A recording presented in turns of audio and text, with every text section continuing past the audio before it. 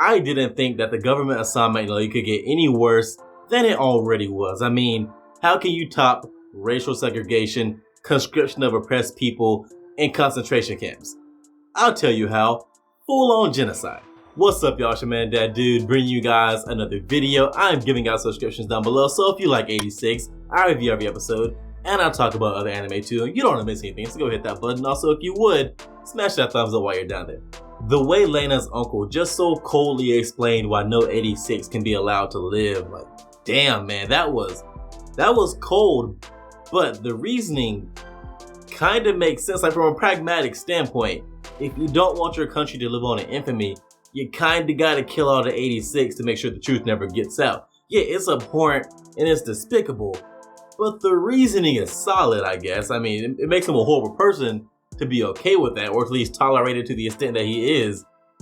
But you can't disagree with the reasoning of what he's saying, as horrible as it is. I'm not gonna lie, watching Lena's world just crumble around her is kind of heartbreaking. I mean, she is seeing that every ideal she had about her country and her role within it is pretty much a lie.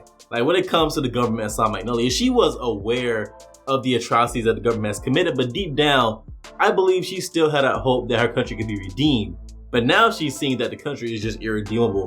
The government is irredeemable. It cannot be saved. She has seen the truth of what San Magnolia is, and that is a genocidal fascist state. What might push Lana over the edge even more than that confrontation with her uncle is losing her best friend, Annette. That scene with Annette where she explains that she told her father not to harbor an 86 family because she didn't want to be teased at school. I mean, that is cold-blooded. Kids say some fucked up shit. Kids do some fucked up shit because they're kids and they don't know any better. But damn, that's cold. That's real cold. And then she had the goddamn audacity to point at Lana and say, "You're just as bad as me." Like, I by no means think Lana is a hero, but in her own meager ways, she does try to make a difference. She's not doing much, but she's trying to do something. Annette is just sitting over in the background, ignoring all the horrible things that are going on. And it's not like she's not aware of these things. She's aware of the horrible things that is going on, and she is actively choosing to not even give a damn about them. Maybe she's lying to herself to cover up her own emotions or whatever she's doing. But Lena is by no means as bad as Annette. And I am not a Lena fan. I feel bad for her and the situation she's in. But I am someone who thinks that there's more she could be doing. If she really wanted to live with her ideals, there's more she could do. But she is at least trying to do things in her own meager way.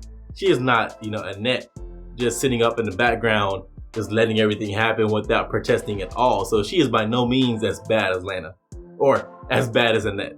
The Spearhead Squadron appears to be heading out on its final mission. The big, basically suicide mission that the government sends every Spearhead Squadron out on to get rid of all the remaining members. And I just love the way the show handled the scene, because it wasn't that much of a somber affair. I mean, these are people who have lived pretty much accepting that death is right around the corner, and so they treated it as such. This is something that they had been prepared to face for a long time, so there wasn't a bunch of tears or acting real sad. They just went about it almost business-like. This is what we got to do, and we're going to go do it. They're going to stick together to the very end. I just like the way the show handled it. It didn't make it some kind of big emotional affair, because that's not what it will be if you had a group of people who have pretty much accepted that they're going to die fairly soon. They wouldn't have such a huge emotional reaction to something that they've long since accepted is going to happen. And so I thought the show handled that scene really well. It also seems that we're going to get Shin and with a final showdown with his brother,